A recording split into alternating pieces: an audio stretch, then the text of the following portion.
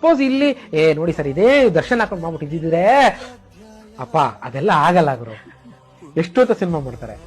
ಈಗಂತೂ ಒಬ್ರೇ ದರ್ಶನ್ ಇರೋದು, ಒಬ್ರೇ ಇರೋದು. One and only D boss ತರ ಆಗಿದೆ ಈಗ. ನಿಜ ಹೇಳ್ತೀನಿ ನೋಡಿ, ಈಗ ಯಶ್ ಅವರು ಅವ್ರ ಕನ್ನಡದ ಹೀರೋನಾ ನ್ಯಾಷನಲ್ ಲೆವೆಲ್ ಹೀರೋನಾ? ಅವ್ರು ಯಾರಿಗೆ ಸಿನಿಮಾ ಮಾಡ್ತಾ ಇರೋದು ಇವಾಗ? ಇಡೀ ಪ್ರಪಂಚಕ್ಕೆ ಮಾಡ್ತಾ ಇದಾರೆ ಅವರು. ಕನ್ನಡದವ್ರು ಅನ್ಕೊಳಕ್ ಆಗಲ್ಲ. ನಮ್ಮ ಸುದೀಪ್ ಸರ್ ಪಾಪ ಕ್ರಿಕೆಟ್ ಬಿಗ್ ಬಾಸ್ ಆಕ್ಯುಪೈ ಆಗಿದ್ದಾರೆ, ಮಾಡ್ತಿದ್ದಾರೆ, ಸಿನಿಮಾ ಮಾಡ್ತಿದ್ದಾರೆ. ಅದು ಬರ್ಬೇಕು. ಅದು ವರ್ಷಕ್ಕೆ 2 ವರ್ಷ ಆಗೋಯ್ತೇನೋ ಒಂದ್ ಪ್ರಕಾರ. ಲಾಸ್ಟ್ ಅದು ವಿಕ್ರಾಂತ್ ರೋಣನ ಅದಾದ್ಮೇಲೆ ನೋಡಿ ತುಂಬಾ ದಿನ ಆಗೋಯ್ತು. ಪ್ರೇಕ್ಷಕರು ಮಿಸ್ ಆಗೋಗ್ಬಿಟ್ರೆ ಅನ್ನೋ ಭಯ. ಧ್ರುವ ಅವರು ಒಂದ್ ಕಡೆ ಟ್ರೈ ಮಾಡ್ತಾ ಇದಾರೆ, ಮುರಳಿ ಅವರು ಒಂದ್ ಕಡೆ ಟ್ರೈ ಮಾಡ್ತಾ ಇದಾರೆ. ಎಲ್ಲ ಆಗ್ಬೇಕಮ್ಮ.